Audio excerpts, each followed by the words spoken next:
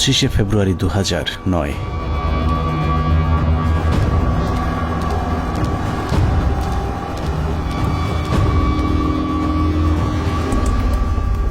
মহাজোট সরকার ক্ষমতায় আসার মাস দেড়েকের মাথায় বর্বরতম এক হত্যাকাণ্ডের মাধ্যমে ভেঙে দেয়া হয় সীমান্তে উঁচু করে যারা শত্রুর সামনে প্রাচীর হয়ে থাকত তাদের মেরুদণ্ড। বিডিআর সেনাবাহিনীর সমন্বয়ে গঠিত সুশৃঙ্খল একটি বাহিনীর মগজে বিষ বাষ্প ঢুকে উস্কে দেয়া হয় হিংসা আর প্রতিশোধের আগুন।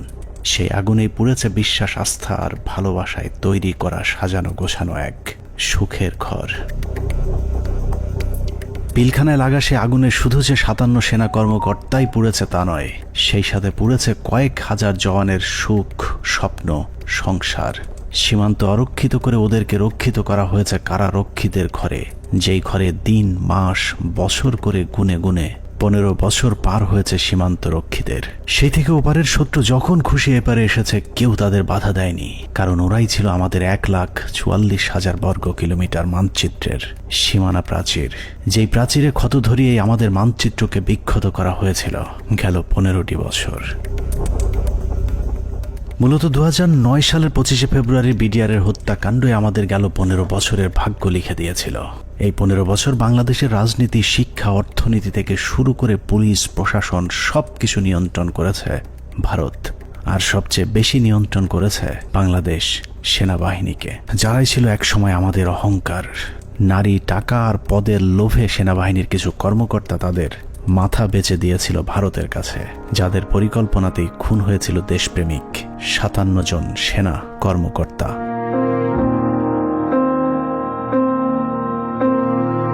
25শে ফেব্রুয়ারি পিলখানায় আসলে কি ঘটেছিল, কেন ঘটেছিল, সেই ঘটনার পরে কি ঘটেছিল, কিংবা এখন আসলে কি ঘটছে তা নিয়ে আমাদেরকে যতটুকু জানানো হয়েছে তার চেয়েও অনেক বেশি আমাদের থেকে গোপন করে রাখা হয়েছে। ঘটনার শুরু থেকে শেষ পর্যন্ত আমরা যতটুকু জেনেছি তার পুরোটাই পিলখানার মূল ঘটনার বিকৃত এক রূপ, যেখানে সত্যের কোনো বালাই নেই। হাসিনা সবকিছু জানতো। এই বিডিআর এর ঘটনা হাসিনা আসার 1 মাস পরেই কেন ঘটলো? হাসিনা এবং মঈনুদ্দিন এটা জানতো, কাজেই হাসিনাকে একদিন জবাব দিতেই হবে। এটা পিলখানা হত্যাকাণ্ডকে আমরা যদি একটি মুদ্রা হিসাবে ধরি, তাহলে এতদিন আমরা সেই মুদ্রার এক পিঠ দেখেছি, যার আরেক পার্শ্ব আরো ভয়ঙ্কর, আরো নৃশংস, আরো বর্বর, অমানবিক। আমরা শুধু 57 সেনা কর্মকর্তার গল্প শুনেছি, কিন্তু তার চেয়েও কয়েক গুণ মানুষকে হত্যা করা হয়েছে, যেই খবর বিডিআরের পরিবারের বাইরে আর কাউকে জানতে দেয়া হয়নি। পিলখানা হত্যাকাণ্ডের মামলায় রাজসাক্ষী না হওয়ার জন্য বীর মুক্তিযোদ্ধা ডিএডি আব্দুর রহিম সাহেবকে জেলখানায় নিয়ে নির্মমভাবে ইনজেকশন পোস্ট করে তাকে শহীদ করা হয়। আনুমানিক 28 তারিখ সন্ধ্যার দিকে ওনার ভাইয়ের মেজর ইনাম সাহেবের নির্দেশে আব্বু পিলখানায় আবার জয়েন করে। সন্ধ্যার সময় জয়েন করার সঙ্গে সঙ্গে কিছু আর্মি সদস্যরা আব্বুকে আলাদা করে লোকচক্ষুর আড়ালে নিয়ে যায়। সন্ধ্যা ঘুরে আসার পরে একটা গাড়িতে করে চোখ বেঁধে, হাত বেঁধে ঢাকা ক্যান্টনমেন্টের দিকে নিয়ে যায় এবং ডিজিএফআই সেলে নিয়ে যায়। আব্বু তাদের কথাবার্তাতে বুঝতে পারে যে আব্বু ডিজিএফআই সেলে আছে। ওখানে সম্ভবত একটা 12 নম্বর কোন একটা রুমে আব্বুকে 10 থেকে 12 দিন রাখা হয় এবং অমানবিক নির্যাতন করা হয়। আপনার ইলেকট্রিক শক দেওয়া হয়, লিঙ্গে বাড়ি দেওয়া হয়, অসহনীয় কষ্ট তাদেরকে সহ্য করতে হয়। ড্রিল মেশিন দিয়ে পা ছিদ্র করে, তারপর আপনার পেরেক দিয়ে হাতের পায়ে নখ উপড়িয়ে ফেলায়। 2009 সালে পিলখানায় যে হত্যাকাণ্ড শুরু হয়েছিল সেই হত্যাকাণ্ড এখনো শেষ হয়নি। 25 থেকে 27 তারিখ পর্যন্ত ভাড়াটে খুনিদের দিয়ে সেনা কর্মকর্তাদের খুন করা হয়েছে, আর 27 তারিখের পর থেকে সেনাবাহিনীর ঊর্ধ্বতন কর্মকর্তারা নিজেরাই খুনের কাজ চালিয়ে গিয়েছেন। ঘটনার পর জিজ্ঞাসাবাদের নামে বিডিআরের 167 জন জওয়ানকে নিজেদের হাতে হত্যা করেছে আমাদের গর্বের সেনাবাহিনী। এমনকি সেনাবাহিনীর শিখিয়ে দেওয়া সাক্ষ্য দিতে চায়নি বলে পিলখানার জামে মসজিদের ইমামকে পর্যন্ত নির্মমভাবে হত্যা করা হয়েছে, যিনি ঘটনার শুরু থেকে শেষ পর্যন্ত নিজ চোখে প্রকৃত খুনিদেরকে দেখেছিলেন। এসব তো আমাদের সৈনিকরা করবে না, কখনোই আমাদের সৈনিকরা অফিসারের উপরে আক্রমণ করবে না। যেভাবে গুলি করতে করতে ভিতরে ঢুকে গেছে, আর একজন হিন্দিতে কথা বলে, ইংলিশে কথা বলে, কমেন্ট করে ওদেরকে। পিলখানার ঘটনার বেশিরভাগ তথ্য উপাত্ত ও আলামত নষ্ট করে দেওয়া হয়েছে। তারপরেও চূড়ান্ত ঝুঁকি নিয়ে দেশপ্রেমিক কয়েকজন সেনা কর্মকর্তা অত্যন্ত গোপনীয়ভাবে কিছু গুরুত্বপূর্ণ তথ্য প্রমাণ নিজেদের সংগ্রহে রেখেছিলেন। বিডিআর হত্যাকাণ্ডের দিন বেঁচে যাওয়া কিংবা পিলখানার বাইরে থেকে বারবার ভেতরে ঢুকে অফিসারদের জীবন বাঁচানোর চেষ্টা করা, অথবা যারা ঘটনার সুষ্ঠু তদন্তের ব্যবস্থা করতে চেয়েছিলেন, এরকম একদল সেনা কর্মকর্তার সহায়তায় আমাদের আজকের অনুসন্ধানটি করা হয়েছে। দীর্ঘ সময় ধরে চলা আমাদের একান্ত প্রচেষ্টায় ঘটনার মূল রহস্য উদ্ঘাটনের সর্বোচ্চ চেষ্টা করা হয়েছে। তারা রাষ্ট্রের মানুষের সুন্দরভাবে একটা সেবা দেওয়ার জন্য দায়িত্ব নেয় নাই এবং মাত্র 1.5 মাসের মাথায় বিডিআর মতো একটা হত্যাযজ্ঞ তারা চালিয়েছিল পরিপূর্ণ রাষ্ট্র সহযোগিতায়। কারণ রাষ্ট্রকে পরিপূর্ণ এই সময় থামিয়ে রাখা হয়। এই জায়গা একটা বিশাল একটা কাজ করার জায়গা কমিশনের, যে এই পোস্টিং গুলা কাদের অর্ডারে হয়েছিল, কি ক্রাইটেরিয়াতে ওনাদেরকে তখন এইভাবে পোস্টেড করা হলো, কেন এত কুইক, মানে এই জিনিসটা তো সন্দেহের উদ্রেক করে, তাই না? যে 18 ইঞ্জিনিয়ার্স এর কর্নেল মেহেদী স্যার এত ইম্পর্টেন্ট সব কাজ করছিল, ওদেরকে যখন ক্লোজ অ্যারেস্ট করে রাখা হয় বা আয়নাঘরের থেকে নিয়ে রাখা হয়, মেস বিটা ক্লোজ অ্যারেস্ট করে রাখা হয়, তখন এই রেজানুর খান স্যারের সঙ্গে আমার বাবা দেখা করতে গেছিলেন যে আমার খোঁজ নেওয়ার জন্য। তখন উনি বলেন যে আপনার ছেলে মানে বাংলাদেশের সবচেয়ে বড় সন্ত্রাসী, তার কথা একদম ভুলে যান। পিলখানায় আসার আগের 2 বছর 3 বছর তারা আসলে কি করছিল, কোথায় তাদের পোস্টিং ছিল, তারা কাদের সাথে মেলামেশা করছে। আমাদের অনুসন্ধানে সহায়তাকারী এসব অফিসারদের সকলে বিডিআর হত্যাকাণ্ডের ঘটনায় নির্যাতনের শিকার। কেউ কেউ দীর্ঘ সময় গুমের শিকার, কেউ চাকরিচ্যুত হয়েছেন কিংবা জীবন বাঁচাতে চাকরি এবং দেশ ছাড়তে বাধ্য হয়েছিলেন। ডিজিএফআই কেন আমাদেরকে বাধা দিলেন, উল্টা আর আমাদের সাথে রাগ করলেন যে কেন তোমরা পলাতক এদেরকে ধরে নিয়ে আসলে, তাদের তো পালিয়ে যেতে দেওয়া হচ্ছিল অন্ধকার করে, লাইন কেটে যে তাদেরকে পালিয়ে যেতে দেওয়া হচ্ছিল। এই বিষয়টা অবশ্যই ওই সময় সমস্ত পত্রিকায় এসেছিল। আর 3 নাম্বার হচ্ছে যে এই যে এরা যে মানে বললো যে এরা ঠিক জানে না কে তাদের কমান্ড করছে, এই যে জিনিসটা সবার মুখ ঢাকা ছিল। সো কে কাকে কমান্ড করছে এটা তো চেহারা, যেমন আমার সৈনিক কিন্তু সবাইকে চিনে একটা ইউনিটের, আমি সবাইকে চিনি যে আমাকে অমুক স্যার এটা বলেছে।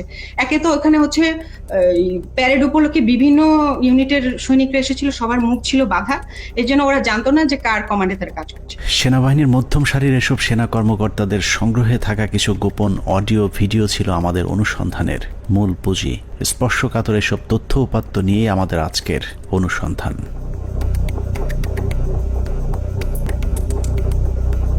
অনুসন্ধানের শুরুতেই একটি তদন্ত প্রতিবেদনের কয়েকটি লাইনে চোখ বোলানো যাক। যে প্রতিবেদনটি পিলখানা হত্যাকাণ্ডের পরের 18 কর্মদিবসের মধ্যে তৈরি করা হয়েছিল, কিন্তু আজও পর্যন্ত তা প্রকাশ করা হয়নি। কারণ এই প্রতিবেদনেই ঘটনার মূল রহস্য লুকিয়ে আছে। যদিও মূল ঘটনার 50 ভাগও প্রতিবেদনে উঠে আসেনি, যে কারণেই প্রতিবেদনের সীমাবদ্ধতায় বলা হয়েছে তদন্তের স্বার্থেই কমিটি কয়েকটি সংস্থার প্রধান গুরুত্বপূর্ণ ব্যক্তিকে জিজ্ঞাসাবাদ এবং বিভিন্ন গোয়েন্দা সংস্থার নিকট হতে গোয়েন্দা তথ্য সংগ্রহ করা আবশ্যক বলে মনে করেছে, কিন্তু পর্যাপ্ত সহযোগিতার অভাবে কাজগুলো করা সম্ভব হয়নি। ফলশ্রুতিতে পর্যাপ্ত তথ্য প্রমাণ সহ এই বিদ্রোহ এবং হত্যাকাণ্ডের মূল ষড়যন্ত্রকারীদেরকে শনাক্ত করা এবং ঘটনার পেছনের মূল কারণ বা মোটিভ উদ্ঘাটন করা সম্ভব হয়নি। এছাড়া প্রতিবেদনের মন্তব্যে বলা হয়েছে তদন্ত কমিটি সংশ্লিষ্ট গোয়েন্দা সংস্থা সমূহ যেমন এনএসআই, ডিজিএফআই, র্যাব, সিআইটি এবং পুলিশের এসবিকে তাদের সংগৃহীত বিভিন্ন গোয়েন্দা তথ্য, প্রয়োজনীয় প্রমাণাদি পেশাগত দৃষ্টিকোণ থেকে বিশ্লেষণ করে কমিটির নিকট সরবরাহ করার জন্য অনুরোধ করেছিল, কিন্তু বর্ণিত সংস্থাসমূহ হতে কোনো সহযোগিতা পাওয়া যায়নি। প্রতিবেদনের এই লাইনগুলো পড়লেই বোঝা যায় পিলখানা হত্যাকাণ্ডের পরপর গঠিত ওই তদন্ত কমিটি ঘটনার মূল রহস্য উদ্ঘাটন করুক, এটা সরকার কিংবা সেনাবাহিনী কেউই চায়নি। ওই প্রতিবেদনের মতোই পিলখানা হত্যাকাণ্ডের সবকিছুই আমাদের থেকে আড়াল করে রাখা হয়েছে। 2009 সালের 25 ফেব্রুয়ারি সকালে পিলখানায় দরবার শুরুর পর থেকে 26 তারিখ বিকেল 5টা পর্যন্ত সরকারের পক্ষ থেকে যা কিছু করা হয়েছে সবই জিম্মি হওয়া সেনা কর্মকর্তাদেরকে হত্যার উদ্দেশ্যে, কাউকে বাঁচানোর জন্য নয়। 25 তারিখ সকাল থেকেই তৎকালীন প্রধানমন্ত্রী শেখ হাসিনা, 3 বাহিনী প্রধান, ডিজিএফআই, এনএসআই প্রধান, সামরিক সচিব তারেক সিদ্দিকী সহ সকলেই সেনা কর্মকর্তাদের হত্যার মিশন সম্পূর্ণ করবার জন্য শেখ হাসিনার তৎকালীন সরকারি বাসভবন যমুনায় অবস্থান করছিলেন। পিলখানার ঘটনায় বেঁচে আসা সেনা কর্মকর্তাদের একজন মোহাম্মদ জাহিদি আহসান হাবিব দরবার হলে গোলাগুলি শুরুর পর তিনিই প্রথম জেনারেল তারেক সিদ্দিকীকে ফোন করে বলেছিলেন তাদেরকে বাঁচানোর জন্য, কিন্তু তারেক সিদ্দিকী ফোন কেটে দেন। তারপর থেকে আর তারেক সিদ্দিকীকে টেলিফোনে পাওয়া যায়নি। আমাদেরকে যাতে সাহায্য করার জন্য, যাতে আর্মি যাতে আমাদেরকে হেল্প করে, তার জন্য আমি জেনারেল তারেককে আমি সাহায্য চেয়েছিলাম। আমি জেনারেল তারেকের সাথে জেনারেল শাকিলের কথা বলে দিয়েছিলাম আর্মিরা যাতে এখানে ইন্টারভেনশন করে, আর্মি যাতে পাঠায়, কিন্তু তারা কোনো আর্মি পাঠায়নি বা আমাদের কোনো সাহায্য করা হয়নি। পিলখানা থেকে বেঁচে ফেরা মেজর জায়েদের বক্তব্যের অনুরূপ তথ্য অপ্রকাশিত সেই প্রতিবেদনেও উঠে এসেছে, যেখানে বলা হয়েছে আনুমানিক সকাল 9:30 ঘটিকায় মহাপরিচালক বিডিআর স্বয়ং প্রধানমন্ত্রী, সেনাপ্রধান, মহাপরিচালক র্যাব এবং মহাপরিচালক ডিজিএফ এর সাথে ফোনে কথা বলেন। এ সময় বিডিআর এর ডিজি সুনির্দিষ্টভাবে তাদেরকে জানান 44 রাইফেলস ব্যাটালিয়ন বিদ্রোহ করেছে। এছাড়াও অবরুদ্ধ অন্যান্য সেনা কর্মকর্তাগণও তাদের মোবাইলে সাহায্যের জন্য বিভিন্ন স্থানে টেলিফোন করেন ও SMS পাঠান। আত্মীয় স্বজন, বন্ধু বান্ধব ও সহকর্মীদের তাদের অসহায়ত্বের খবর জানান। সাহায্য প্রত্যাশায় আটকে পড়া কর্মকর্তারা জানায় দরবার হল বিদ্রোহী জওয়ানদের নিয়ন্ত্রণে, আমরা বন্দী, আর কথা বলা যাচ্ছে না, দ্রুত ব্যবস্থা নিন, আর হয়তো দেখা হবে না, তুমি ভালো থেকো, আমার সন্তানদের যত্ন নিও, ইত্যাদি ইত্যাদি। প্রতিবেদনের এতটুকু অংশ পড়লেই বোঝা যাচ্ছে যে সকাল 9:30টায় প্রধানমন্ত্রী, সেনাপ্রধান, র্যাব ডিজি এবং ডিজিএফআই, NSI সহ সকলেই বিডিআর এর ডিজি মেজর জেনারেল শাকিল আহমেদের পরিণতি কি হতে যাচ্ছে তা জেনে গিয়েছিলেন। তারপরেও কোনো পদক্ষেপ নেওয়া হয়নি। সাথে প্রায় 1 প্লাটুন আমার র্যাব ছিল, আমার সাথে আরো 2-3 জন অফিসার ছিল। আমি মেজর রাজনের কথা বলেছি, মেজর রাজন অলথ্রু আমার সাথে ছিল, আমার সাথে আরো 2-3 জন পুলিশ অফিসার ছিল। মেজর জুলকার তখন সম্ভবত সে ক্যাপ্টেন জুলকার ছিল, ক্যাপ্টেন ইয়াসির ছিল, আপনার ওইদিকে আমার 5 নম্বর গেটে মেজর আমিন ছিল, আমার টুয়াইসি বর্তমানে সে প্রবাসী মেজর আমজাদ ছিল, আমার সঙ্গে ছিল আরো আপনার এসপি শহীদ ছিল, আমার অ্যাডজুটেন্ট খালিদ, ক্যাপ্টেন খালিদ ছিল। তো অসংখ্য অফিসার, প্রায় 7-8 জন আমার মিলিটারি এবং পুলিশ অফিসার সব মিলে প্রায় আমি মনে 7-8 আরো বেশি 10-12 জন আমরা 4 নম্বর 5 নম্বর গেটে ছিলাম। আমরা কিন্তু কমপ্লিটলি একটা অল্টারকেশনের ভিতরে ছিলাম। আমরা বারবার এই তৎকালীন আমি এডিজি কেই বেশি করে বলবো, কারণ এডিজি কর্নেল রেজানুর, আমি এখনো অবাক হচ্ছি যে এই ব্যক্তিটিকে কেন প্রশ্নের সম্মুখীন করা হয়নি। তখন কিন্তু সুযোগ ছিল তাকে প্রশ্ন করার, তখন করা হয়নি, কিন্তু এখনো কেন করা হচ্ছে না। এই ব্যক্তিটি কিন্তু আমাদেরকে বারবার বাধা দিয়েছে যে আমরা যেন ভিতরে প্রবেশ না করি। যে যমুনা ভবনের থেকে সে বারবার বলছিল এবং ফের রেফারেন্স দিচ্ছিল প্রাইম মিনিস্টারের, যে উনি বলেছেন একটা আলোচনা হবে, কেউ যেন আমরা এখানে বিডিআর গেটে কোনো ধরনের আক্রমণ না করি এবং ভিতরে ঢোকার চেষ্টা না করি। ততক্ষণে সেনাবাহিনী এবং র্যাবের বেশ কয়েকটি দল পিলখানার বিভিন্ন গেটে অবস্থান নিয়েছিল। ভেতরের পরিস্থিতি ক্রমেই নিয়ন্ত্রণের বাইরে চলে যাচ্ছে সেই খবর তাদের কাছেও পৌঁছেছিল, কিন্তু তাদেরকে পিলখানার ভেতরে অভিযান চালানোর পথে বাধা সৃষ্টি করে রেখেছিল সেই একই জায়গা থেকে। রেজাকে সেখানে কর্নেল রেজানুর খান, র্যাবের এডিজি, সে থামাই দেয় যে কোনোভাবে, সে ঢুকতে পারে নাই। সেটা কিন্তু আমি বলতেছি অ্যারাউন্ড 9 AM আমরা আসবার আগে, যেটা আমাকে রেজা, আমি ওখানে যাওয়ার পরে 10:30টার সময় রেজা আমাকে ব্রিফ করে যে স্যার এই অবস্থা, আপনারা কি ঢুকতে পারবেন? তখন আমি জেনারেল হাকিমকে বলি, উনি বললেন যে না, এখন ঢোকা যাবে না। CGS, chief of general staff, general Moeen তো তখন পতিতা হাসিনার কাছে বঙ্গভবনে বসে অপেক্ষা করতেছে আদেশ শুনবার জন্য, নিজে থেকে কোনো সেনাপ্রধান হিসেবে কোনো অর্ডার দেয় নাই। এখানে একটা জিনিস ক্লিয়ার করি, এই বিডিআর অপারেশনের সময় 3 জন, এটা তো আর্মির অ্যাকশন, এটা কোনো পলিটিক্যাল কোনো কিছু হওয়ার কথা না, 3 জনের কমান্ডের দায়িত্ব ছিল। একটা ছিল সেনাপ্রধান জেনারেল মইনু আহমেদ, সে যেহেতু হাসিনার সাথে বসে আছে গণভবনে, তখন কিন্তু যমুনায়, গণভবন না যমুনায় বসে আছে। আর এই তার বর্তমানে chief of general staff major general সিনাইব জামালি, তার আদেশ দেওয়ার কথা, হ্যাঁ ভিতরে ঢুকো। আর অন দ্য স্পট কমান্ডার একজন।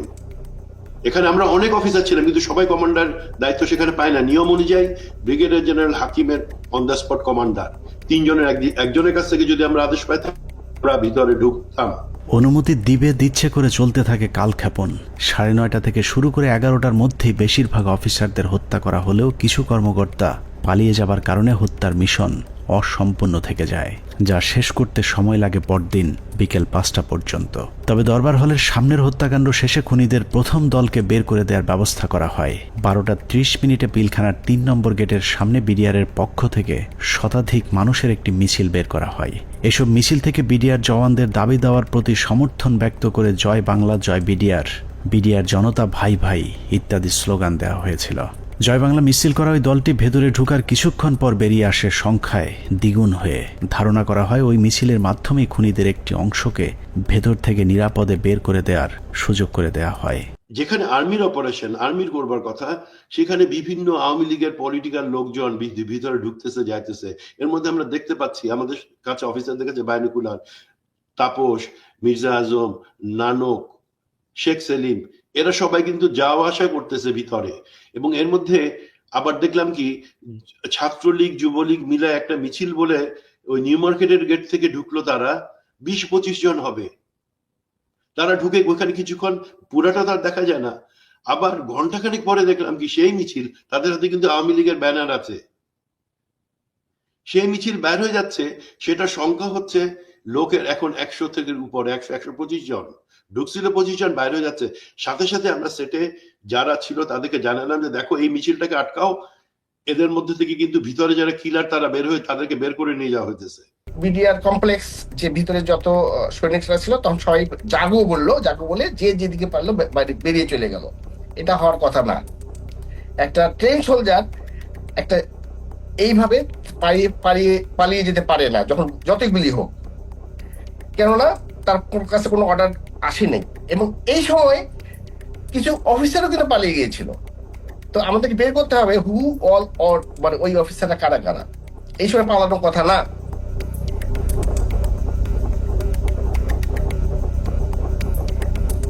দুপুর 1:30।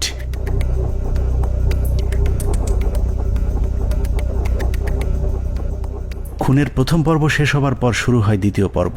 বেলা বাড়ার সাথে সাথে দরবার হলে নৃশংস হত্যাযজ্ঞের খবর ছড়িয়ে পড়ে পুরো পিলখানায়। এতে অধিকাংশ বিডিআর সদস্যরা আতঙ্কিত হয়ে পড়েন। বিডিআর সদস্যরা যেভাবে পেরেছে পালিয়ে যাওয়ার চেষ্টা করতে থাকে, কিন্তু বাকি অফিসারদের খুঁজে বের করে হত্যার জন্য সরকারের আরও কিছুটা সময় প্রয়োজন ছিল, যে কারণে বিডিআর জওয়ানদের চাঙ্গা করতে শুরু হয় সরকারের নতুন ষড়যন্ত্র।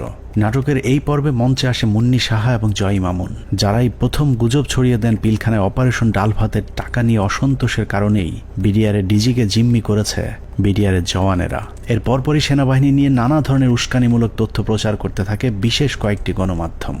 অফিসারদের কি অবস্থা? অফিসার যারা ছিল দরবার হলে যারা ছিল তাদের কি অবস্থা? তারা অনেকে ভেঙে গেছে, অনেকে আমাদের জিম্মিতে আছে, তাদেরকে কিছু করা হয়নি। ওরা খুব ভালোভাবে জানে বিডিআর এর প্রতি কি অন্যায় অবিচার চলে। আপনাদের তো অনেক দিনের এটা ক্ষোভ, আজকে কেন, আজকে কোন পরিপ্রেক্ষিতে এটা করলেন? উনি বোঝেন না, উনি খালি আশা দেয়। এখন আমরা ওনাদেরকে আটক অবস্থায় রাখছি যাতে আমাদের দাবিগুলা মাননীয় প্রধানমন্ত্রী এবং স্বরাষ্ট্রমন্ত্রী আমাদের দাবি মানবেন। দেখছিলেন মুন্নি সাহার সঙ্গে বিশেষ। এ সময় নিজেদের লেখা বিভিন্ন ধরনের লিফলেট বিডিআরের নামে প্রচার করে গুজব ছড়াতে থাকে স্থানীয় আওয়ামী লীগের নেতাকর্মীরা। পিলখানার ভেতরেও ততক্ষণে বিডিআরের মাঝে ছড়িয়ে দেওয়া হয়েছে মিডিয়া এবং জনগণ আমাদের সাথে আছে। অপারেশন ডাল ভাতের টাকা মেরে খাওয়া সেনাবাহিনীর প্রতি এমনিতেই অনেকের ক্ষোভ ছিল, তার উপর সেনাবাহিনী যে কোনো সময় হামলা চালাতে পারে এমন গুজব ছড়িয়ে অস্ত্র হাতে তুলে দেওয়া হয় বিডিআরের সাধারণ জওয়ানদের হাতে। একদিকে আওয়ামী লীগের বিডিআরের পক্ষে মিছিল, অন্যদিকে গণমাধ্যমের উস্কানিতে হত্যাকাণ্ডে অংশ নেয়নি এমন অনেকেও দুপুরের পর বিদ্রোহী হয়ে ওঠে। জিনিসপত্রের দাম কারা বাড়াইছে শুনবেন? অরিজিনাল সেনা কর্মকর্তারা বিডিআর কে দিয়ে দাম বাড়াইছে। আস্তে আস্তে বর্ডার থেকে সমস্ত মাল নিয়ে আসতো, নিয়ে আসা স্ট্রোক করতো বিডিআর এর প্যারেড গ্রাউন্ডে। স্ট্রোক করে সেই মালগুলি দেশবাসী মাধ্যমে অনেক দিন পর সাপ্লাই করতো, যার কারণে অনেক দাম বেড়ে যেত জিনিসগুলির। যত ডাল ভাতের টাকা আছে সব মেরে খেয়ে ফেলেছে। ডাল ভাতের নামে তারা কোটি টাকা হাতিয়ে নিয়ে গেছে, কোটি টাকা হাতিয়ে নিয়ে গেছে ডাল ভাতের নামে। এরই মধ্যে গণভবনের নতুন ষড়যন্ত্রের অংশ হিসেবে আওয়ামী লীগ নেতা জাহাঙ্গীর কবির নানককে পিলখানার 4 নম্বর গেটে পাঠানো হয়। পিলখানার চারপাশের এলাকা থেকে বাড়িঘর ফেলে মানুষ যখন সরে যাচ্ছিলেন, তখন বীর দর্পে 4 নম্বর গেটের দিকে এগিয়ে যান আওয়ামী লীগের তৎকালীন এলজিআরডি প্রতিমন্ত্রী জাহাঙ্গীর কবির নানক, ফজলে নূর তাপস এবং হুইপ মির্জা আজম। অন্যদিকে প্রস্তুত ছিলেন সাংসদ মাহবুবারা গিনি এবং ওয়ারেসাত হোসেন সহ আওয়ামী লীগের বেশ কয়েকজন নেতাকর্মী। একজন মহিলা এমপি, তো মহিলা এমপিকে কাছে আসার পরে তখন আমি চিনতে পেরেছিলাম। তো আর ওনাদের দুজনকে তো আমি চিনি। তো ওনারা এসে আসে জানানোর পরে ফরেস্ট গার্ডের কাছে এসে মহিলারা জিজ্ঞেস করলেন যে আমি কি একটা সাদা পতাকা পেতে পারি। তো স্যার তখন পিছন দিকে ঘুরে তাকালেন, ঘুরে তাকিয়ে সৈনিককে জিজ্ঞেস করলেন যে তোমাদের কারো কাছে কোনো সাদা পতাকা বা এরকম কোনো কিছু আছে কিনা। তো তৎপরিবর্তিতে ওখান থেকে ওরকম সাদা পতাকা কোনো কিছু না পাওয়াতে উনি স্যার বললেন যে আমার কাছে একটা রুমাল আছে, এটা চলবে কিনা। উনি ওটা দিয়ে দিলেন, বাট ওনারা এই সময় স্যার কিন্তু ওনাদেরকে জিজ্ঞেস করলেন যে আপনারা যে এখান দিয়ে যাবেন তো ওখান থেকে গুলি হচ্ছে, তো তখন ওই মহিলা এমপি গিনি বলেছিলেন যে না আমাদেরকে গুলি করবেন বা গুলি আসবে না আমাদের দিকে, আপনি এটা নিয়ে চিন্তা করবেন। তো এই জিনিসগুলো কিন্তু কিছু সিগনিফিকেন্ট জিনিস, তখন এগুলো অর্থ বুঝি নাই যে ওনারা এইভাবে এত কনফিডেন্ট, বাট এগুলো যেমন পরবর্তীতে জীবনে আসার পরে আমি বুঝতে পেরেছি যে আচ্ছা এইটার মানে তাহলে এই জিনিসটা দাঁড়ায়। আওয়ামী লীগের ওই প্রতিনিধি দলকে পেয়ে বিডিআর সদস্যরা মনে করেছিল তারা হয়তো বিডিআরকে বাঁচাতেই এসেছিল, কিন্তু এটাই ছিল বিডিআরের জন্য সবচেয়ে ভয়ঙ্কর ফাঁদ, যেই ফাঁদে পা দেয় পিলখানা হত্যাকাণ্ডের পুরো দায় বিডিআরের উপর চলে আসে। পিলখানা 4 নম্বর গেটে যখন নানক আজমদের নেতৃত্বে আওয়ামী লীগের একটা দল পিলখানার ভেতরে পৌঁছায়, তখন বিডিআরের পোশাক পরা কিছু লোক তাদের সাথে বেশ কিছুক্ষণ কথাবার্তা বলেন। তাদের মধ্যে কি কথা হয়েছে সেটা জানা না গেলেও এর পরপরই বিডিআরের কয়েকজন ব্যক্তিকে সামনে নিয়ে আসা হয় যাদের নাম এর আগে কখনো শোনা যায়নি। তাদের মধ্যে একজন ডিএডি তৌহিদ, যাকে আমরা পিলখানা হত্যাকাণ্ডের কথিত মূল হোতা হিসেবে এতদিন ধরে জেনে এসেছি। নানক আজমদের সাথে বৈঠক করা ওই দলটি ডিএডি তৌহিদ সহ কয়েকজন ডিএডিকে খুঁজতে থাকেন। বিডিআরের পোশাক পরা ওই দলটি ডিএডি তৌহিদের পিলখানার বাসায় গিয়ে তৌহিদের সন্ধান চেয়েছিলেন, কিন্তু বিডিআরের পোশাক পরা থাকলেও ডিএডি তৌহিদ সেনাবাহিনী নাকি বিডিআরের কর্মকর্তা সেটাও তারা জানতেন না। আমার বাসার সামনে নেম প্লেট ছিল তৌহিদ লেখা, জিজ্ঞেস করতেছে যে তৌহিদ উনি কি বিডিআর না আর্মি? আমি বলছি উনি বিডিআর এর র্যাঙ্ক কি? ডিএডি কি আর্মির না বিডিআর এর? মানে ওনারা এটাও চিনে না যে ডিএডি র্যাঙ্ক আর্মি বিডিআর এ হয়, বুঝেন? তাহলে ডিএডি তৌহিদের পরিবারকে ভয়ভীতি দেখিয়ে তার অবস্থান জানা হয়। এরপরই প্রথমবারের মতো দৃশ্যপটে আসেন ডিএডি তৌহিদ, ডিএডি আব্দুর রহিম সহ বেশ কয়েকজন বিডিআরের সৈনিক, যাদেরকে বিডিআর বিদ্রোহের নেতা পরিচয় দিয়ে নিয়ে যাওয়া হয় প্রধানমন্ত্রীর সাথে বৈঠকে। বেলা 3:40 বিডিআরের 14 দলের একটি প্রতিনিধি দল শেখ হাসিনার বাসভবন যমুনায় প্রবেশ করেন। পিলখানা হত্যাকাণ্ড নিয়ে করা গোপন সেই প্রতিবেদনে উল্লেখ করা হয়েছে, বিডিআরের ওই প্রতিনিধি দলটি যমুনায় শেখ হাসিনার সাথে বৈঠকের সময় সেখানে আর কাউকে থাকতে দেওয়া হয়নি। অর্থাৎ পিলখানার ভেতরে সেনা কর্মকর্তাদের ভাগ্যে কি ঘটেছিল সেই খবর একমাত্র শেখ হাসিনাকেই জানানো হয়েছিল। যমুনায় বৈঠক শেষে বিডিআরের প্রতিনিধি দল গেটের বাইরে আসার পর অপেক্ষমান সাংবাদিকদের সাথে কথা বলেন। সেখানে নানান প্রশ্নের জবাব দেওয়ার পর ভেতরে কতজন শহীদ হয়েছেন সেটা নিয়ে জিজ্ঞেস করতেই ডিএডি তৌহিদকে সেখান থেকে সরিয়ে নিয়ে যায় জাহাঙ্গীর কবির নানক।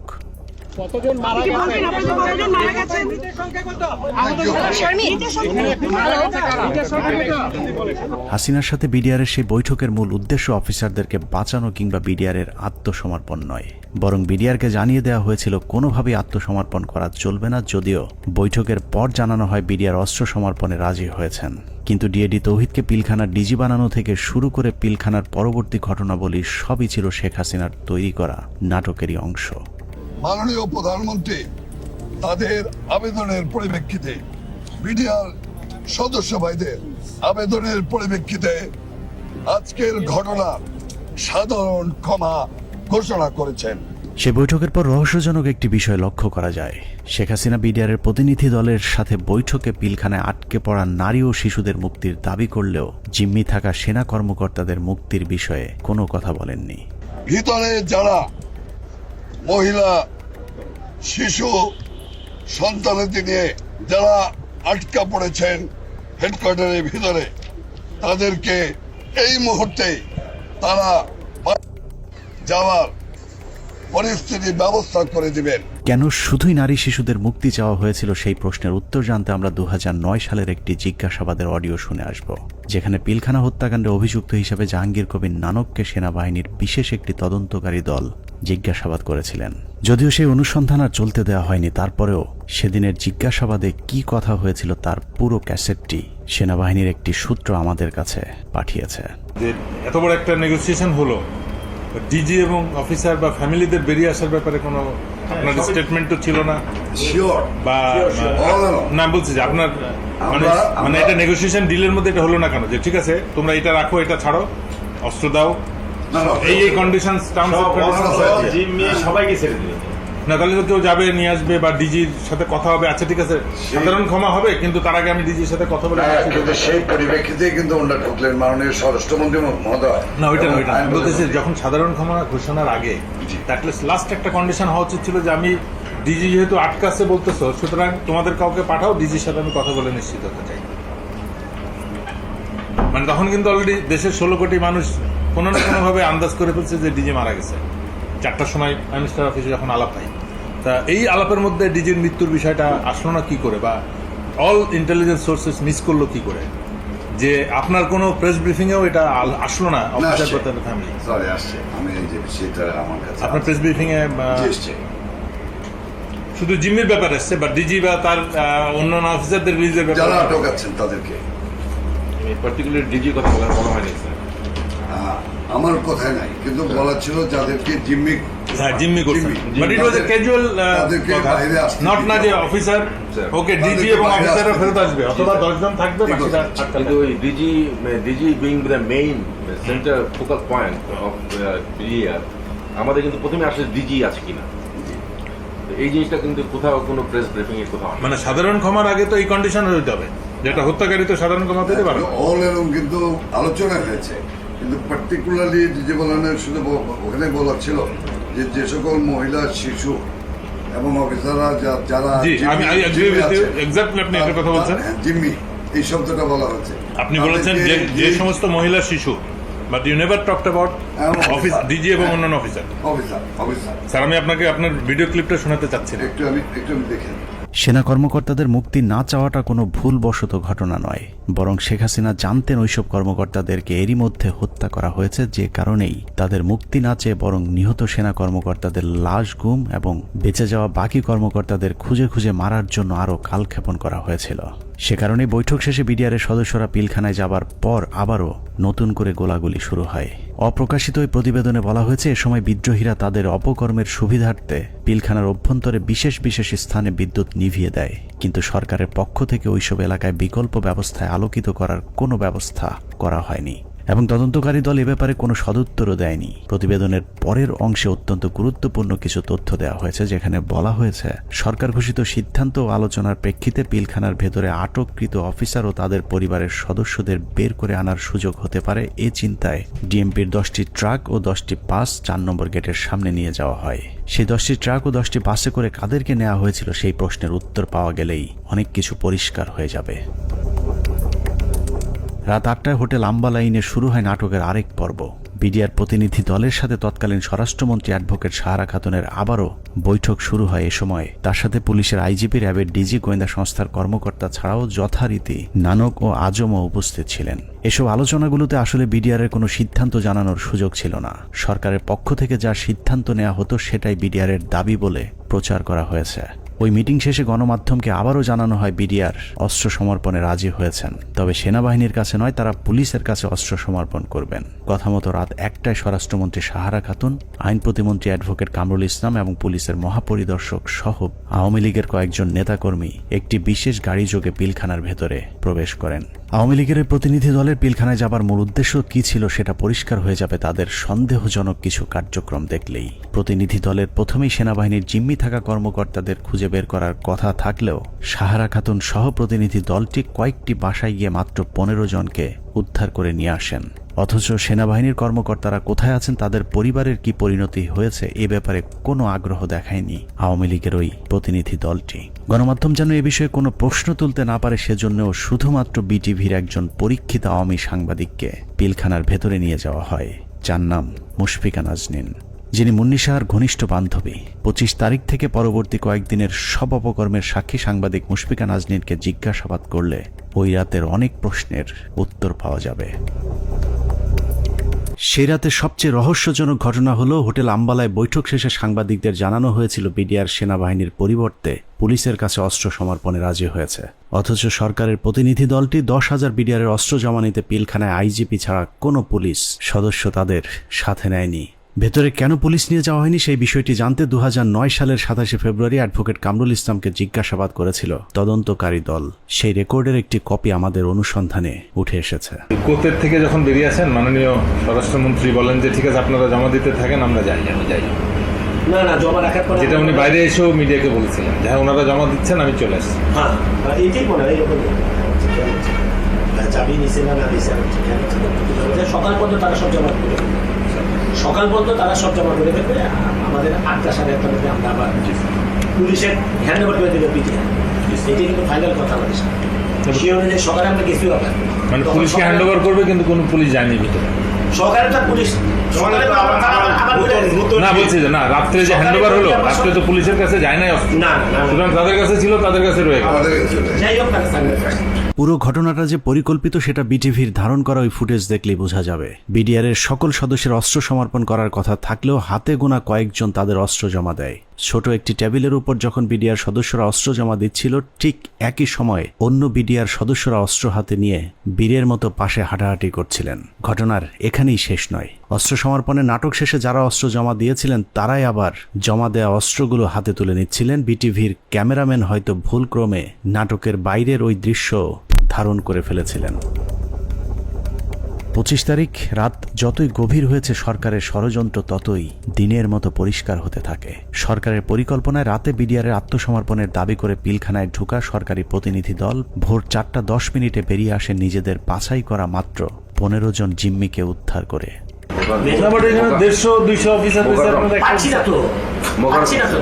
তাহলে মানে যে কোনো হোস্টেজ রেস্কিউ, মানে যে কোনো হোস্টেজ রেস্কিউ অপারেশনে প্রথম তো আমার হোস্টেজের কে কে আছে, অফিসার এবং তার পরিবার। কয়জন অফিসারকে আমার সাথে আনলাম, কয়জন প্লাস হোস্টেজের মধ্যে সব থেকে বড় হোস্টেজ যেটা ডিজি এবং তার পরিবার, তাদের কেউই আসলো না। তাদের বেঁচে আছে না মরে গেছে তাও জানলাম না। তাহলে হোস্টেজ অপারেশন কি হবে? ওরা তো একটা হোস্টেজ রেস্কিউ করতে যান, ইনসিডেন্টালি তখন আমরা সাকসেসফুল নিয়ে আসছেন হয়তো ওরকম।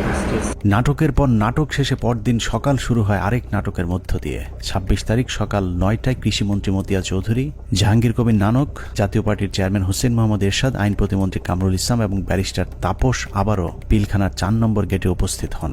ওদিকে 3 নম্বর গেটে আওয়ামী লীগের 200-300 নেতাকর্মী উপস্থিত হয়ে আবারও বিডিআর এর পক্ষে স্লোগান দিতে থাকেন। এক পর্যায়ে মিছিলটি পিলখানার ভেতরে ঢুকে যায়। তবে ভেতরে যে কজন ঢুকেছিলেন তার চেয়ে কয়েক গুণ বেশি লোকজন নিয়ে পিলখানা থেকে কিছুক্ষণ পরে বেরিয়ে আসে আওয়ামী লীগের ওই মিছিলটি।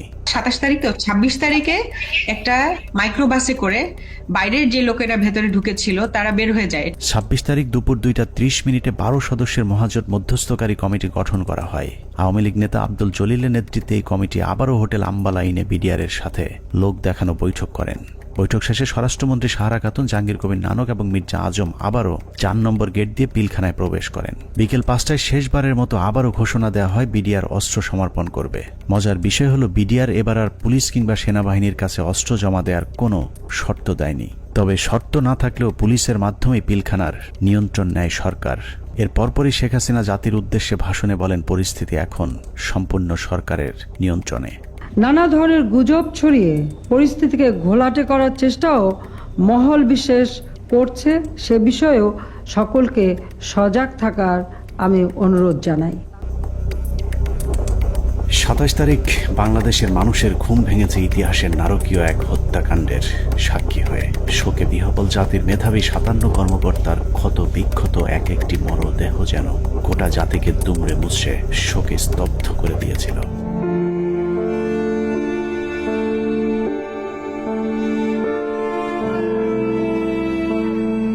এভাবেই শেষ হয় শ্বাসরুদ্ধকর পিলখানা ট্র্যাজেডির 33 ঘন্টা।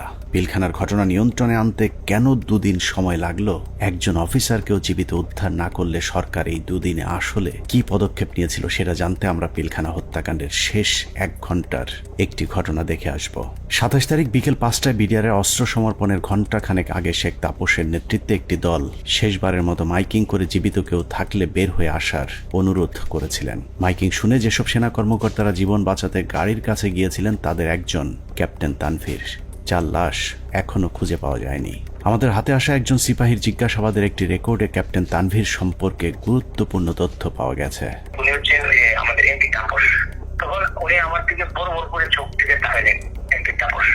ওনাকে বলছে ঠিক আছে তাহলে গাড়িতে উঠে। আমি বললাম স্যার আমাকে নিয়ে যান, আমি এখানে একা কি করবো। বলছে না তুমি 1 নম্বর গেট দিয়ে, তারপরে বলতো 1 নম্বর গেট দিয়ে তুমি বাইরে চলে যাও।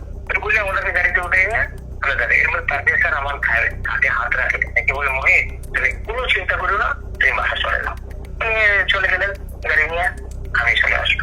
অনুসন্ধানে জানা যায় বিডিআর সৈনিকদের জিজ্ঞাসাবাদের সময় গোপনে রেকর্ড করা এই বক্তব্যটি সিপাহী মুহিতের, যিনি বিডিআর হত্যা মামলার ৭০ নম্বর আসামি।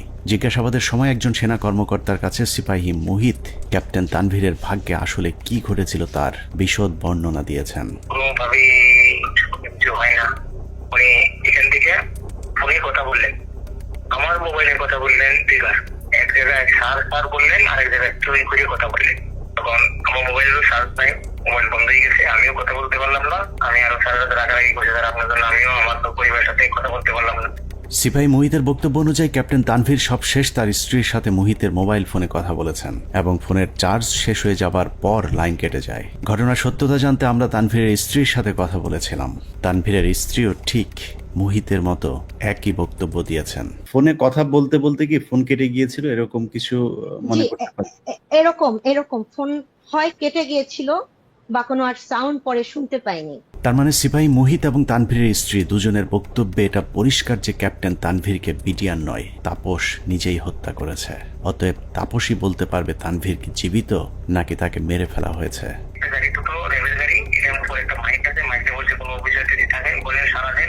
আমরা আপনাদেরকে উদ্ধার করতে আসছি। আমি বললাম স্যার এই তো আপনার নেওয়ার জন্য গাড়ি আসছে, তার আপনি চলে যেতে পারবেন, রাখো তুমি আগে একা বাইরেও গাড়ির টিকিট দেখো। দেখলাম গাড়ি, আমি হাত উঠাইলাম, গাড়ি প্যাক করলো, প্যাক করে এখান থেকে দুজন লোক নেমে আসলো, একজন সিভিল আর একজন প্রাইভেট পোশাকটা। আমাকে বললো যে অ্যাকচুয়ালি এখানে কি করছে, আমি স্যার এখানে একজন অফিসার আসে। হ্যাঁ আসে, এখানে আসলো, আসার পরে জিজ্ঞেস করলো যে আপনি কে? উনি বলছেন যে আমি ক্যাপ্টেন তানভীর। উনি হচ্ছেন যে আমাদের এমপি তাপস। তখন উনি আমার দিকে বড় বড় করে চোখ থেকে তাকালেন, এমপি তাপস। ওনাকে বলছে তাদের গাড়িতে উঠে। সূত্র জানিয়েছে মুহিতের জিজ্ঞাসাবাদের এই রেকর্ডটি সিআইডিতে থাকাকালীন সেনাবাহিনী এবং র্যাবের কয়েক দফা জিজ্ঞাসাবাদ শেষে মুহিতকে সিআইডিতে জিজ্ঞাসাবাদের সময় মুহিত বলেন, আমার কোনো দোষ নেই, আমার অপরাধ একটাই, তা হলো জিজ্ঞাসাবাদে আমি ক্যাপ্টেন তানভীরকে তাপসের গাড়িতে তুলে দেওয়ার কথা সেনাবাহিনীর কর্মকর্তাদেরকে জানিয়েছিলাম। কোনো একটি জিজ্ঞাসাবাদের সময় তাপস নিজে উপস্থিত থেকে মুহিতকে নির্যাতন করেছেন বলেও অভিযোগ করতে শোনা যায় সিপাহী মুহিতের ওই গোপন রেকর্ডে। তানভীর স্যারকে ফোন করেন, তানভীর স্যারে আমি তানভীর স্যারকে পাঠাইছি, তানভীর স্যারকে তাপস স্যারের গাড়িতে উঠে দিচ্ছি, উনি যা বলবে তাই। উনি যদি আমি বলে যে আমি ওনাকে পাঠাই না, তাহলে আমার বাড়িটা তিনি বলছি তাপসের কথা, আমাকে এমন পিছনে দিল, দিয়ে আমাকে নিয়ে আবার সেনের ভিতরে রাখলো। রাখার পরে আবার লোক আসছে, তাপস সার আসছে, তাপস সারকে নিয়ে আসে তারা। এনে বলে স্যার ওই সাওয়ার বেটা সবাই আপনার বলে আপনাকে তানভীরকে নাকি আপনি নিয়ে আসতে নিয়ে আসে। সে এমন জোরে থাপ্পড় মারলো আমাকে একটা, আমি একটা বাড়িতে বলে গেলাম। উঠাই বলছে তুই এই কথা আর কখনো যাতে তোর মুখ দিয়া না আসে।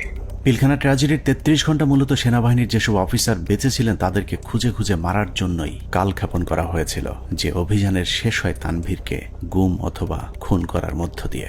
বিএম এর ক্যারেট দিয়ে দিতে পারতো, 5 জন করে প্রত্যেক বছর এখানে দেওয়া যায়, সেটা যদি না দিতে পারতো তাহলে তাদের দিতে পারতো। কিন্তু এরা তো জানে যে আমার অফিসার না, সে জানে যে এটা আর্মির অফিসার। আর্মি থেকে পার্মানেন্ট যদি চলে আসতো তাহলে সে জানতো এটা আমার অফিসার, কোন অবস্থায় মারতো না, মারতে গেলে নিজেদের মধ্যে যুদ্ধ লেগে যেত। পিলখানা ট্র্যাজেডি বলতে আমরা শুধুই 25 থেকে 27 ফেব্রুয়ারির হত্যাকাণ্ডকেই জানি, কিন্তু পিলখানার মূল ট্র্যাজেডির শুরু হয়েছিল বিডিআর অস্ত্র সমর্পণের পর।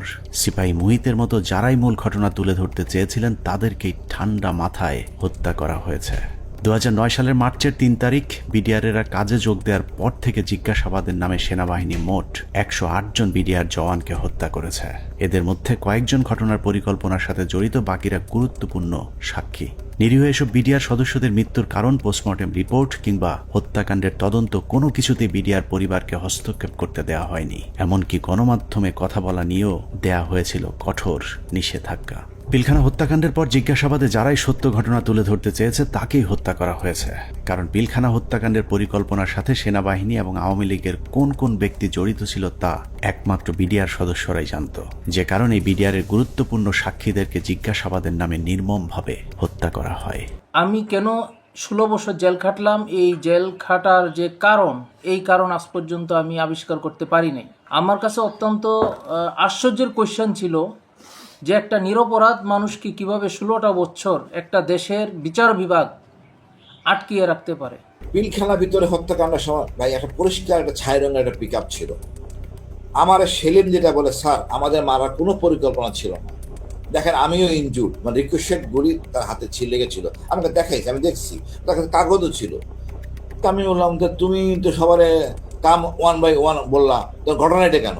তো স্যার আমরা তো এর মধ্যে ছিলাম না, আমার কথা ছিল আমাদের পরিকল্পনা একরকম ছিল, এখানে এটা ছিল না, কিন্তু বাইরে থেকে একটা পিক আপ আসে, এই পিক আপ থেকে গুলি করে, তো সেখানে তো স্যার আমাকেও চিনে না, ওই সারদের এক লাইনে ছিল, তো গুলিটা সারদের গায়ে লাগে, ওই গুলির একটা অংশ আমার গায়ে লাগে।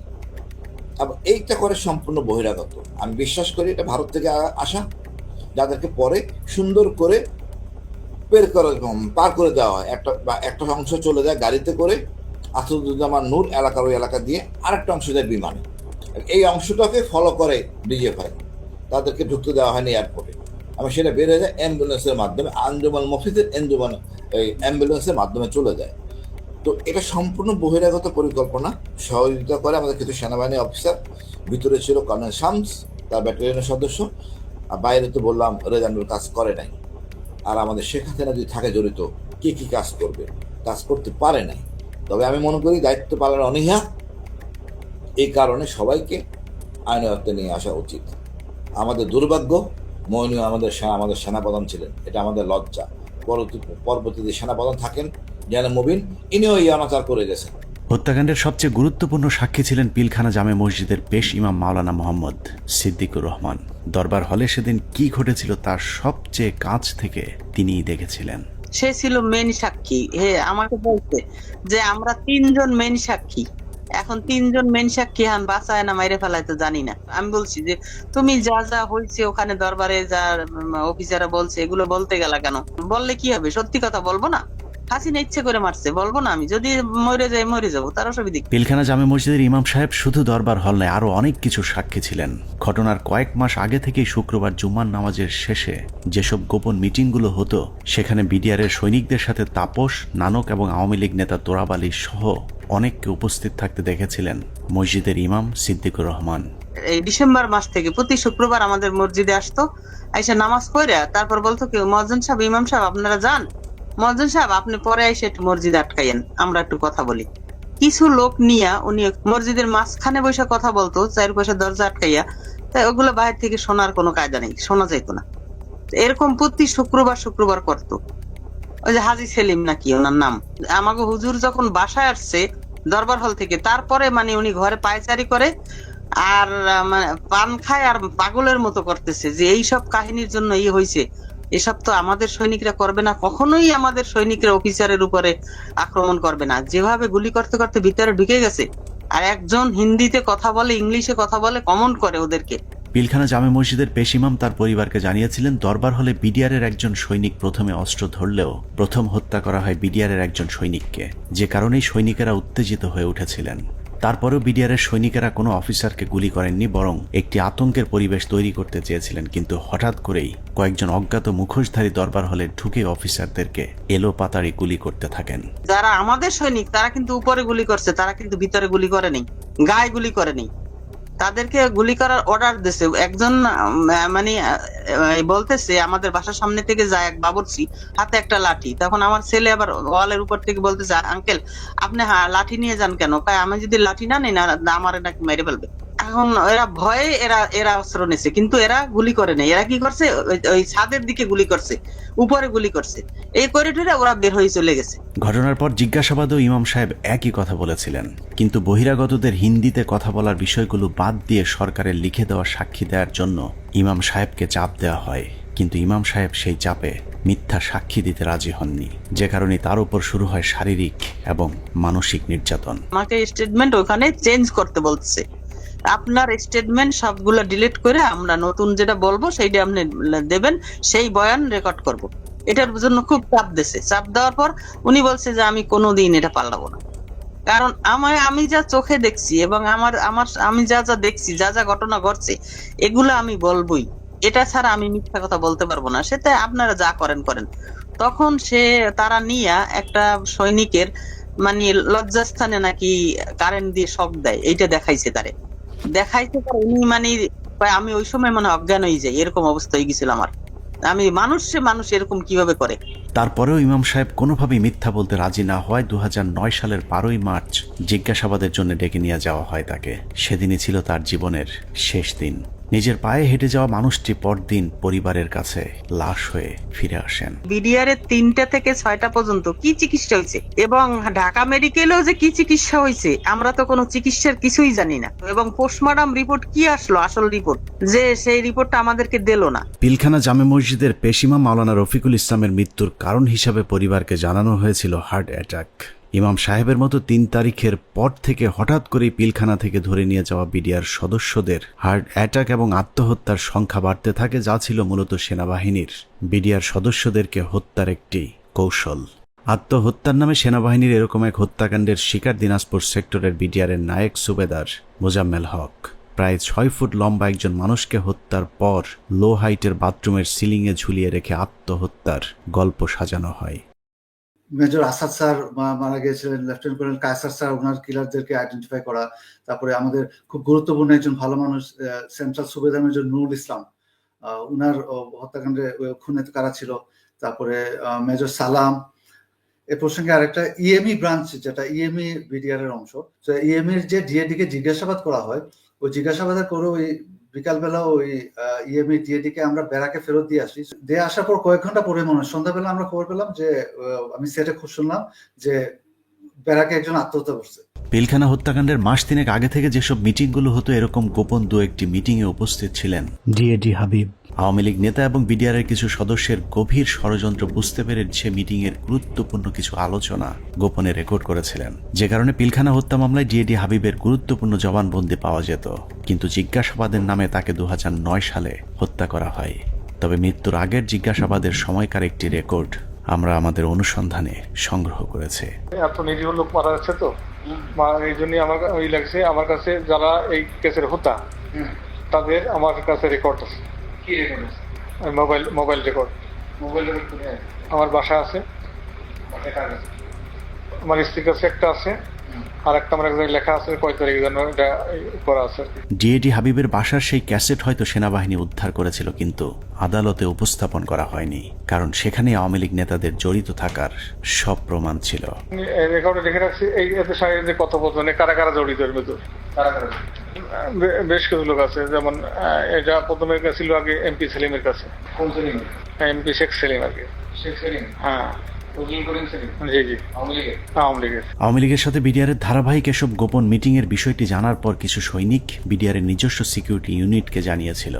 ঘটনার 4 দিন আগে 21শে ফেব্রুয়ারি সিকিউরিটি ইউনিটের সিনিয়র জেসিও নায়ক সুবেদার রফিকুল ইসলাম বিডিআর সৈনিকদের কাছ থেকে প্রাপ্ত তথ্য ডিজিএফআই সহ ঊর্ধ্বতন সেনা গোয়েন্দা কর্তৃপক্ষকে জানিয়েছিলেন। তার সেই তথ্যের ভিত্তিতে কিছু পদক্ষেপও নেওয়া হয়েছিল, কিন্তু শেষ রক্ষা হয়নি।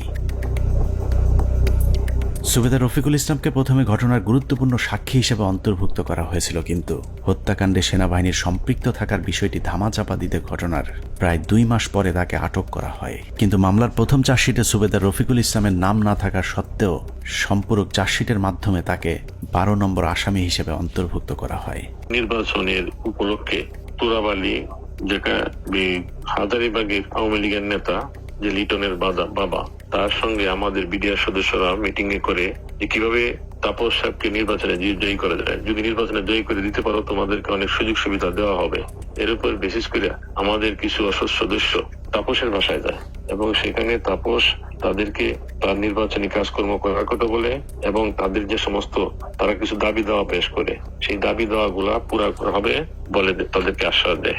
আমি ঘটনা ঘটার 5 দিন পূর্বে 21 ফেব্রুয়ারি কর্তৃপক্ষকে জানাই আমার রিপোর্টের বিশেষ করিয়া পিলখানার সমস্ত ম্যাগাজিনে কোয়ার্টার এই কুতে অফিসার নিয়োগ দেওয়া হয় এবং বাহিরের যে সমস্ত গোয়েন্দারা ডিউটি করে।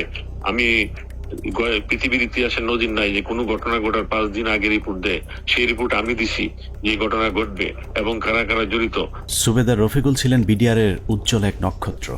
2009 সালে তিনি অর্জন করেছিলেন শ্রেষ্ঠ ভিওপি কমান্ডার প্রথম পুরস্কার।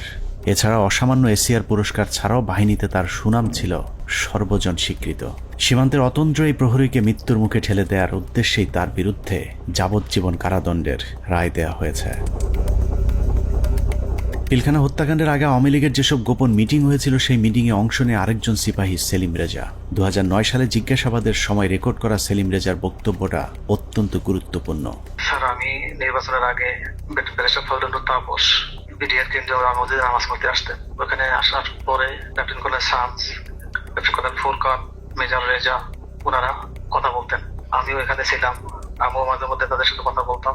কথা বলার এক পর্যায়ে নির্বাচনের কিছু আগে আবার তাপস সাহেব পিলখানার ভিতরে এসে নির্বাচনী ঘোষণা শুরু করে। তখন বলে বিডিআর তো অনেক সমস্যা আছে, তো আমরা এগুলো ক্ষমতায় গেলে সমাধান করে দেবো, তো এখানে বেশি কথা বলা যায় না, তো আপনারা আমার বাসায় আসেন। এই চলে গেল। এরপরে যখন নির্বাচন হয়ে গেল, নির্বাচন হয়ে যাওয়ার পরে লেফটেন্যান্ট কর্নেল শামস উদ্বুদ্ধ করলো আমাদেরকে, তোমরা যে কথাবার্তা বললে তো তোমাদের দাবি দেওয়া তো কেমন কিছু হলো না। এখন আমি একটা প্ল্যান করে দিচ্ছি, তোমরা সেই প্ল্যান মোতাবেক শেখ সেলিমের বাসায় যাবো, তোমাদের দাবি দেওয়া জানিয়ে আসবো, আর যা যা করা লাগে আমি করে দেবো সবকিছু। জিজ্ঞাসাবাদে সেলিম রেজা জানিয়েছিলেন তাপস সেলিমদের সাথে গোপন বৈঠকে বিডিআর সদস্যদেরকে বলা হয়েছিল দরবার হলে শুধুমাত্র বিডিআর ডিজিকে জিম্মি করলেই শেখ হাসিনা তাদের সব শর্ত মেনে নেবেন। কিন্তু দরবার হলে যখন অফিসারদেরকে গুলি করে হত্যা করা শুরু হয় তখন সেলিম রেজা বহিরাগত খুনিদের বিরুদ্ধে অস্ত্র তুলে ধরেছিলেন, যে কারণে তিনিও গুলিবিদ্ধ হন। পিলখানার ঘটনায় সেলিম রেজার গুলিবিদ্ধ হয়ে হাসপাতালে ভর্তি হবার প্রমাণও আমাদের কাছে রয়েছে।